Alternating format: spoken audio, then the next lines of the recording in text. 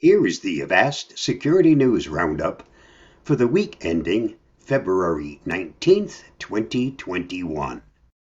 The FDA prioritizes medical device security with a plan for a revamped cybersecurity guidance. One lesser-known aspect of the Food and Drug Administration is their role in regulating medical devices such as insulin pumps and pacemakers.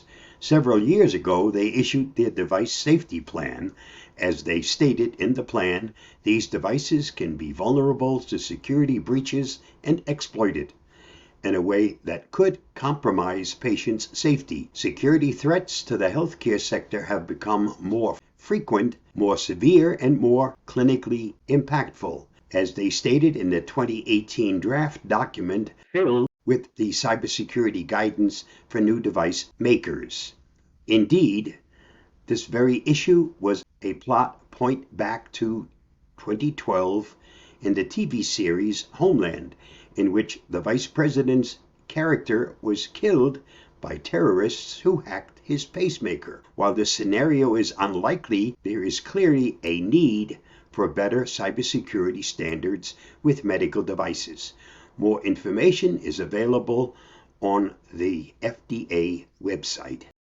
Uninstall the ShareIt Android app now to avoid critical vulnerabilities. Do you have the popular Android app ShareIt installed on your phone?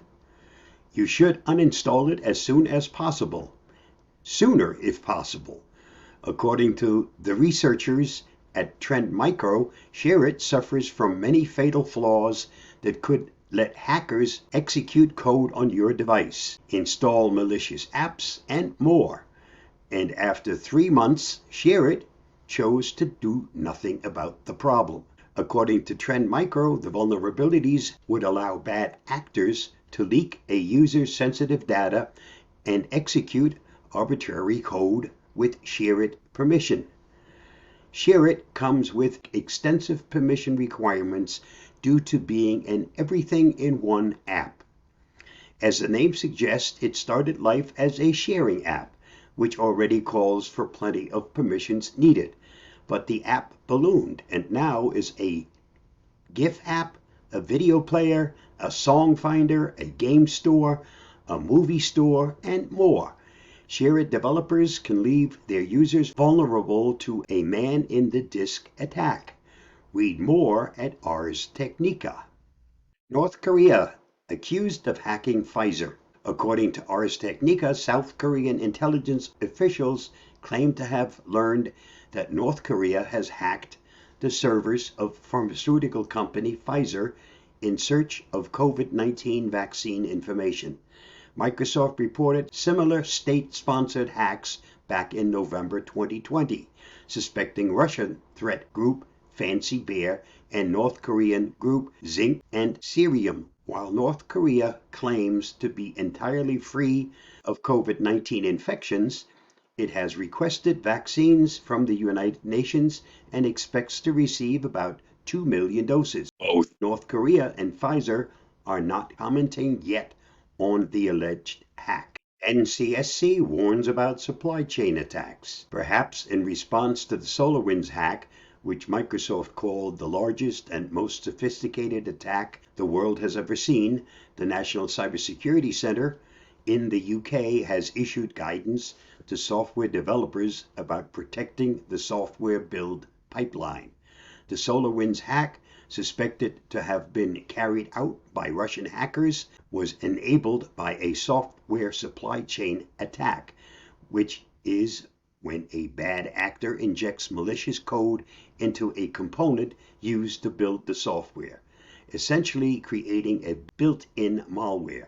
The NCSC urges developers to take several precautionary steps, including defending the pipeline, protecting builds from each other, establishing a chain of custody, and considering a managed service for top security.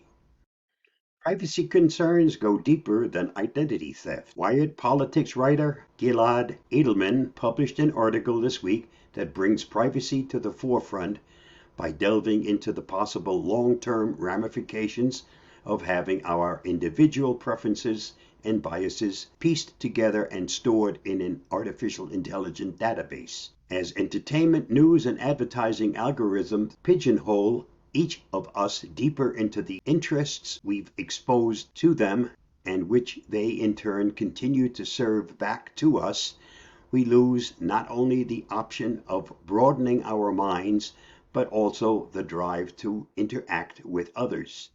Our life experiences will become more soiled as public life all but disappears.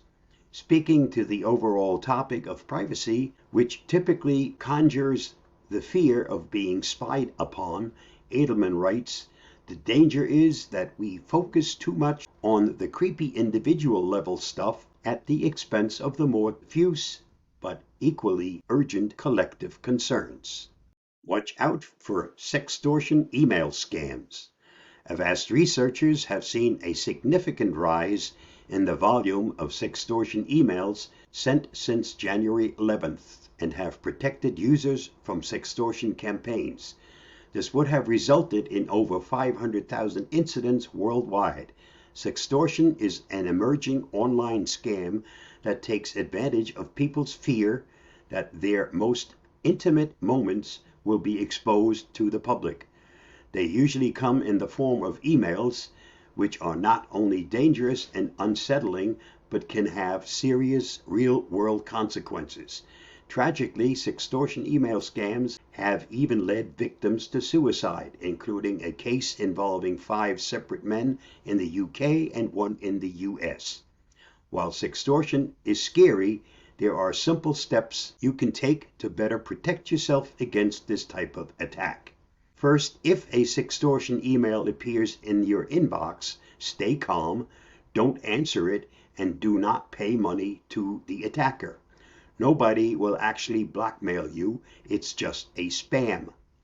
Even if you get an email that looks like it was sent from your own account, ignore it. Next, attackers may provide older leaked passwords to boost the credibility of their threat. If that's the case, change your password and follow password best practices. And that's all the security news for this week.